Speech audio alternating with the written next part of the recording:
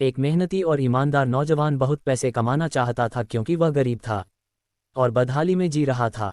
उसका सपना था कि वह मेहनत करके खूब पैसे कमाए और एक दिन अपने पैसे से एक कार खरीदे। जब भी वह कोई कार देखता तो उसे अपनी कार खरीदने का मन करता। कुछ साल बाद उसकी अच्छी नौकरी लग गई, उसकी शादी भी हो गई और कुछ ही वर्षों में वह एक बेटे का पिता भी बन गया। सब कुछ ठीक चल रहा था मगर फिर भी उसे एक दुख सताता था कि उसके पास उसकी अपनी कार नहीं थी। धीरे धीरे उसने पैसे जोड़कर एक कार खरीद ली। कार खरीदने का उसका सपना पूरा हो चुका था और इससे वह बहुत खुश था। वह कार की बहुत अच्छी तरह देखभाल करता था और उससे शान से घूमता था।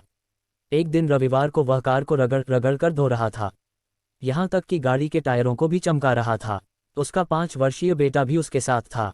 बेटा भी पिता के आगे पीछे घूम घूम कर कार को साफ होते देख रहा था।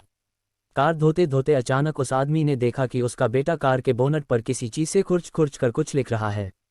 ये देखते ही उसे बहुत गुस्सा आया। वह अपने बेटे को पीटने लगा। उसने उसे इतनी जोर से पीटा कि बेटे के हाथ की एक उंगली ही टूट गई। दरअसल वह आदमी अपनी कार को बहुत चाहता था और वह बेटे की इस शरारत को बर्दाश्त नहीं कर सका।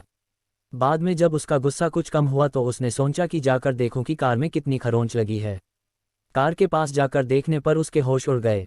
उसे खुद पर बहुत गुस्सा आ रहा था। वह फूट फूट कर रोने लगा।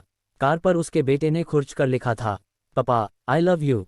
ये कहानी हमें ये सिखाती है कि किसी के बारे में कोई गलत राय रखने से पहले या गलत फैसला लेने से पहले हमें ये ज़रूर सोचना चाहिए कि उस व्यक्ति ने वह काम किस नीयत से किया है।